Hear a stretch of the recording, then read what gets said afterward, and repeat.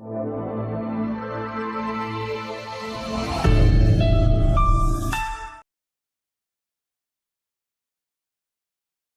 है मेरे प्यारे बच्चों, आप सभी का आपकी अपनी कंप्यूटर की कक्षा में। आज हम वाणी श्रृंखला द्वारा प्रकाशित पुस्तक कंप्यूटर की दुनिया भाग 2 का अध्ययन करेंगे। तो चलिए शुरू करते हैं अपनी पुस्तक। आज हम पाठ 6 का अध्ययन करेंगे और हमारे पाठ का नाम है MS पेंट और नोटपैड।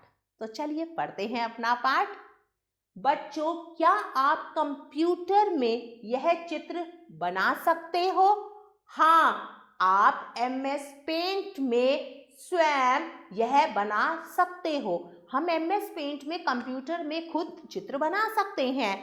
पेंट MS विंडोज में एक प्रोग्राम है। पेंट में हम कंप्यूटर माउस द्वारा ड्राइंग बना सकते हैं। MS विंडो में एक प्रोग्राम है जिसका नाम है पेंट। हम पेंट में क्या कर सकते हैं? ड्राइंग बना सकते हैं। चलिए पढ़ेंगे इस पाठ में और हम पेंट के बारे में। सबसे पहले हम पेंट खोलना सीखेंगे। देखिए, ये जो स्क्रीन दे रखी है, ये जो चित्र दे रखा है, ये पेंट विंडो का है। यहाँ पर चित्र बनाए जाते हैं। ये कलर बॉक्स है, ये ऑप्शन बॉक्स है, ये जो है ये टूल बॉक्स है, ये मेन्यू बार है और ये क्या है? ड्राइंग एरिया, जहां पर ड्राइंग बनाई जाती है। पेंट खोलने के लिए सबसे पहले आप क्लिक करेंगे स्टार्ट बटन पर। उसके बाद प्रोग्राम्स आएगा खुल के। प्रोग्राम्स में आप एसेसरीज पे क्लिक करेंगे और एसेसरीज के बाद आप क्लिक करेंगे पेंट पर। तो ऐसी पेंट विंडो खुल के आ जाएगी। पेंट में विभिन्न टूल प्रयोग करके विभिन्न कार्य किए जाते हैं। टूल को उस टूल के चिन्ह पर माउस के बाएं बटन द्वारा क्लिक करके चुना जा सकता है। देखिए कितने सारे टूल हैं, तो इनका उपयोग कैसे किया जाता है पढ़ते हैं और किस लिए करते हैं वो भी पढ़ेंगे। ये जो टूल है ये क्या है? Pencil tool. यह हस्तमुक्त ड्राइंग बनाने के लिए प्रयोग किया जाता है, जिसे हम फ्री हैंड ड्राइंग भी कहते हैं। लाइन टूल, ये कौन सा टूल है? Line tool. यह टूल किसी भी दिशा में सीधी लाइन खींचने के लिए प्रयोग किया जाता है। अगर हमें पेंट में कोई सीधी लाइन खींचनी है तो हम लाइन टूल के द्वारा उसे खींचेंगे। आगे है एलिप्स टूल।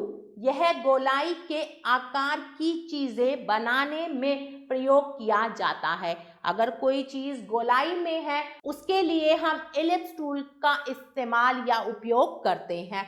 आगे है रेक्टेंगुलर टूल। यह चौकोर चीजें बनाने में प्रयोग किया जाता है। आगे है टेक्स्ट टूल। ये क्या है? Text tool. यह ड्राइंग में अक्षर लिखने के काम आता है। आपने कोई ड्राइंग बनाई, उसमें कोई अक्षर लिखना है तो आप टेक्स्ट टूल द्वारा लिखेंगे। आगे है इरेजर टूल। इरेजर टूल नाम सुनकर ही आप समझ गए होंगे। यह ड्राइंग में गलतियां मिटाने के काम आता है। अगर ड्राइंग में कोई गलती हो गई है तो आप इरेजर टूल से उसे मिटा सकते हैं।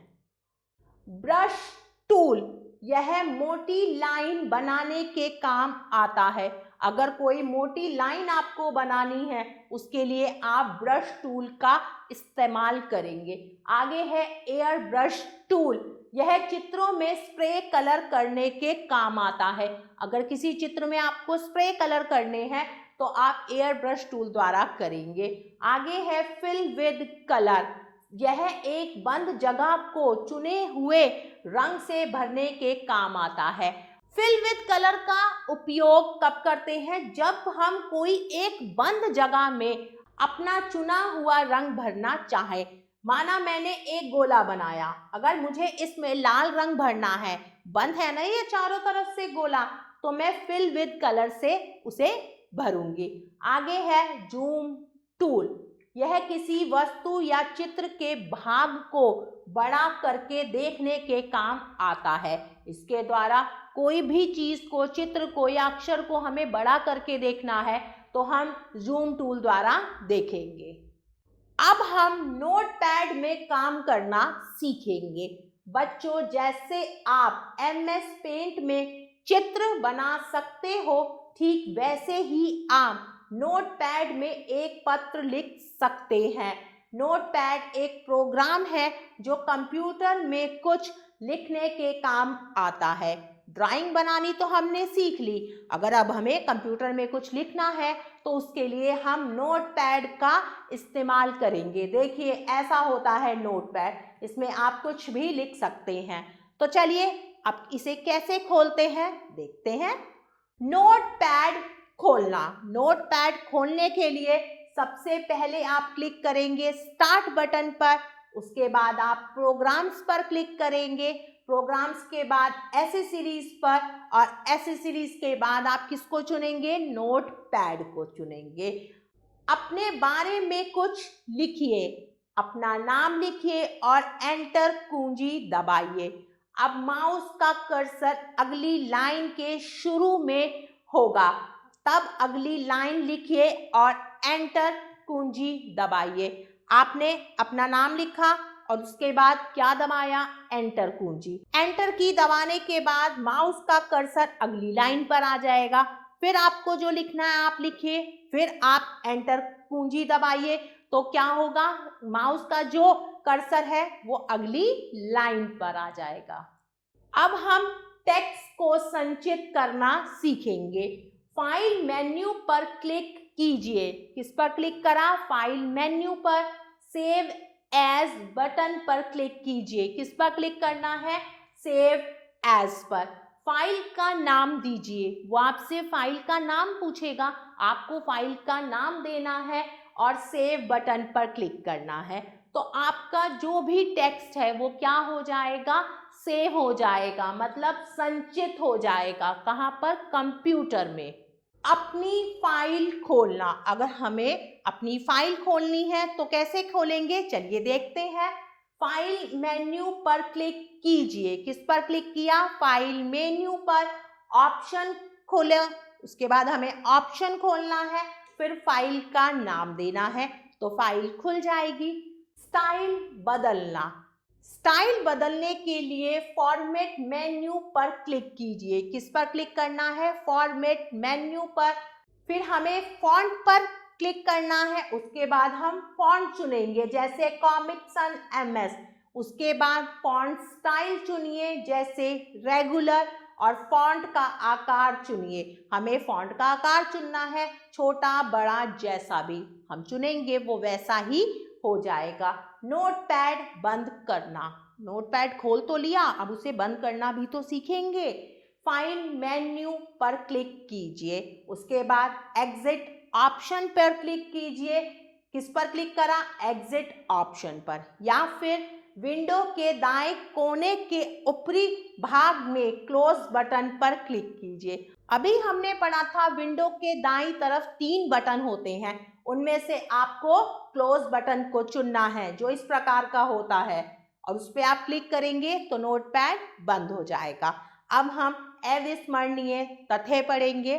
फिल विद कलर को प्रयोग करते समय चित्र की आउटलाइनों में कोई खाली गैप नहीं होना चाहिए, अन्यथा चित्र में रंग नहीं भरेगा। अब हम अभ्यास करके सीखेंगे। सबसे पहले है बहुविकल्पीय प्रश्न। प्रश्न संख्या क सही उत्तर पर सही का चिन्ह लगाइए। अब हमें सही उत्तर पर सही का चिन्ह लगाना है। नंबर 1, हस्तमुक्त ड्राइंग बनाने के लिए कौन सा टूल प्रयोग किया जाता है? Pencil tool, line tool, eraser tool. तो सही उत्तर है पेंसिल टूल। गलतियों को सुधारने के लिए कौन सा टूल प्रयोग होता है? लाइन टूल, इरेजर टूल या जूम टूल। तो सही विकल्प है इरेजर टूल। नंबर 3, किसी ऑप्शन का प्रयोग करके नोटपैड को बंद किया जा सकता है। कौन से ऑप्शन को? क्लोज का, ओपन का या न्यू का। तो सही उत्तर है क्लोज का। नंबर 4, हम अपना डाटा हमेशा के लिए संचित कर सकते हैं। सेव एज द्वारा, ओपन द्वारा, स्टोर द्वारा। तो सही उत्तर है सेव एज द्वारा। प्यारे बच्चों, अब हम अगले प्रश्न की तरफ बढ़ते हैं। प्रश्न संख्या ख, रिक्त स्थान भरिए। अब हमें रिक्त स्थान भरने हैं। नंबर 1, कंप्यूटर में लिखने के लिए डैश प्रोग्राम का प्रयोग किया जाता है। कौन से प्रोग्राम का प्रयोग किया जाता है? नोट पैड का। नंबर 2, कंप्यूटर में चित्र बनाने के लिए डैश का प्रयोग किया जाता है। किसका प्रयोग किया जाता है? पेंट का। नंबर 3, सीधी लाइन बनाने के लिए डैश का प्रयोग किया जाता है। किसका प्रयोग किया जाता है? लाइन टूल का। नंबर 4, ड्राइंग में कुछ लिखने के लिए डैश का प्रयोग किया जाता है। प्यारे बच्चों, ड्राइंग में अगर आपको कुछ लिखना है तो आप किसका प्रयोग करेंगे? नंबर 4 का उत्तर आप स्वयं देंगे। आगे बढ़ते हैं प्रश्न संख्या ग की तरफ। सही कथन के सामने सही तथा गलत कथन के सामने गलत का चिन्ह लगाइए। नंबर 1, सीधी लाइन बनाने के लिए पेंसिल टूल का प्रयोग करते हैं। क्या ये सही है? नहीं, ये गलत है। सीधी लाइन बनाने के लिए हम लाइन टूल का प्रयोग करते हैं। नंबर 2, गोला बनाने के लिए रेक्टेंगुलर टूल का प्रयोग करते हैं। ये भी गलत है। गोला बनाने के लिए हम इलिप्स टूल का प्रयोग करते हैं। नंबर, नोटपैड में टेक्स्ट को संचित कर सकते हैं। बिल्कुल सही बात है, हम सही का निशान लगाएंगे।